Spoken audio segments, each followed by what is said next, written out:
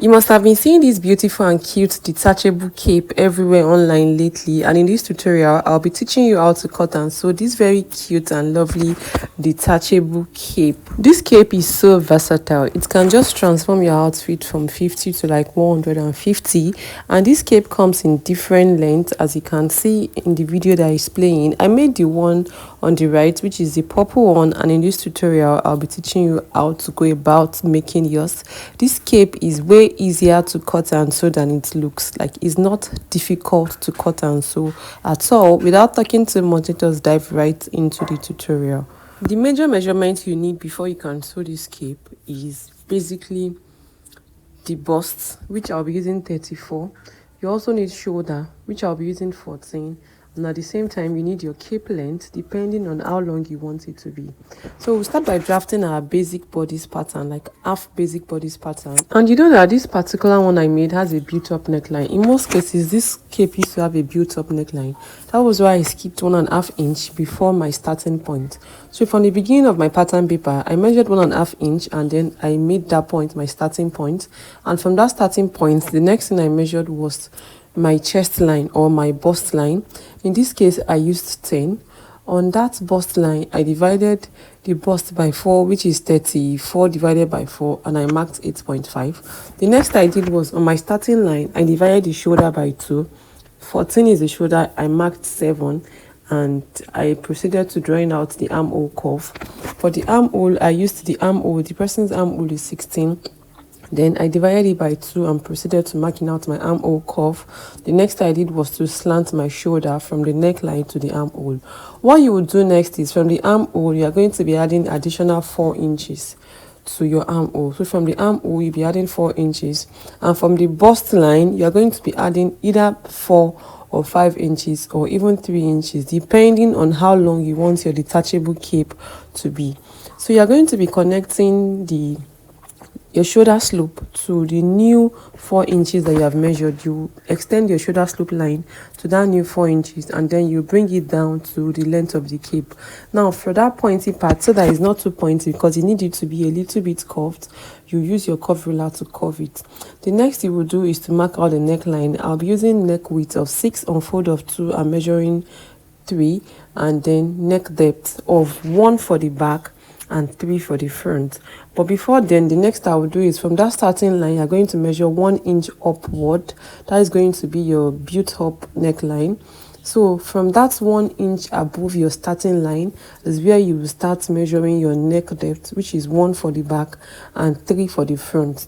And front and back, obviously they are both round neck. So from the starting line, measure 1 inch upward for the built-up neckline. Then you're going to be using neck depth of 1 and neck depth of 3 for the back. I hope my explanation is clear. And basically that is it for the drafting. The next is to cut it out and start transferring this to your fabric. So I used this for purple fabric for the outer fabric, and then I used navy blue fabric for the inner fabric. You can do it anyhow you want. So when I cut it out, I used it to cut the back first. Then after cutting the back, I proceeded to cutting out the front neckline again. And then on the lower part of my cape, I went inward with 1.5 inch, so that it's not like completely straight from up to down.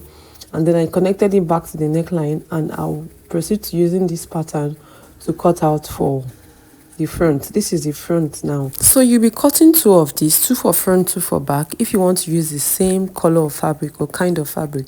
But for me, I used this purple for the outer fabric, and then I used navy blue for the inner as the lining. So that means I cut the same thing for my lining and my actual fabric. I hope my explanation is clear. So the next thing you will do is to cut out like the shoulder pad. Like, yes, I'll be calling a shoulder pad. So from that point, which is the shoulder point, you're going to measure 4 inches round. Rotate 4 inches from that point. Just rotate 4 inches the way I did. And so that the middle is not too curved, I had to like recurve it. So let me say I used 3 inches at that part, then 4 inches up and 4 inches down. Then you proceed to cutting this out. Then you're going to be using your breast pad wadding. This is like the softest breast pad. You can as well use the medium thick, depending on, you know, how elevated you want the shoulder area to be. So you're going to be cutting the exact thing that you have cut out from your pattern on your breast pad, on your wadding, you'll be cutting 4, and then you will label it. You label it as up down or up down for all the 4 pieces that you have cut. And these 4 pieces is for one for front, one for back on one side, one for front and one for the back on the other side. Now for this cape, you can either use hook, at the same time you can use this rope, at the same time you can put collar on that neck region to hold it together. For the sake of the tutorial, I'm going to be using rope, so I proceeded to stitching my rope already. I just cut a straight rope that is like 1 inch wide, and then the length depends on how long you want it to be, and I kept that aside. The next is to start joining. So from the neckline down to the shoulder, down to the length of my cape, I joined my cape on both sides. After I was done using pressing iron to attach my wadding to the shoulder region, you can see that I've attached my wadding to the shoulder region, and this part that I attached my wadding to is the lining. Yes, it's the one that is serving as the lining. So when you are done shaping both sides, the next you will do is to get the middle, put a notch at the middle for the actual fabric and the lining on the down. When you are done doing this, you will face right side to right side, making sure the 2 notches are facing each other. Then you are going to stitch across the down, only the down please. The next is to stitch this rope on top of it if you want yours to have rope, but if it's hook that you want to use later, you just have to skip this step and turn straight. But because I want mine to have rope on the neck region, I proceeded to stitching my rope on top of the actual fabric. The fabric that will be outside is the one you're going to be stitching the rope on the right side. And when you want to stitch the rope, you will skip like ½ inch that you will use to turn the neckline. So when you are done stitching the rope on both sides, you proceed to turning from the neckline down to the length of the cape. You will turn everywhere, nowhere will be left opened. So to flip it to the right side, on the lining on this side, you are going to open like 2 to 3 inches wide enough for you to be able to flip your cape to the right side, which was what I did here. I opened up like 3 inches, and from that point I flipped my cape to the right side, and then I gave it a very, very good press. Like I said, this cape is way easier to sew than it looks. So if yours will not have rope, you just have to put hook on that neckline. And at the same time, if yours is going to have collar, you must have turned, like prepared your collar and then turn it together with the neckline while you are turning before flipping to the right side from the side. I hope my explanation is clear. And at the same time, if you like, you can put that on your cape. I don't want to put that on this one, so I skipped the dart part. If you like, you can dart your cape at the front and then at the back. And this is the final look of my cape. It is so beautiful and versatile.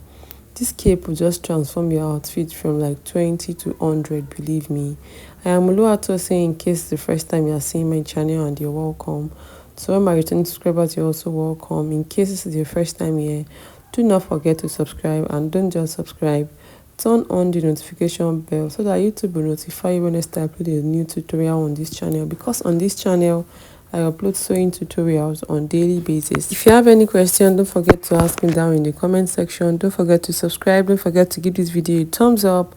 And have you seen this tutorial that is currently showing on your screen? If you've not watched it, you should watch it. They are very, very interesting and educating tutorials, even more than this one that you just watched. Just click on the box on the right, or you click on the box on the left. They take you directly to these sewing tutorials. Thank you for watching, and I'll see you in my next tutorial. Bye.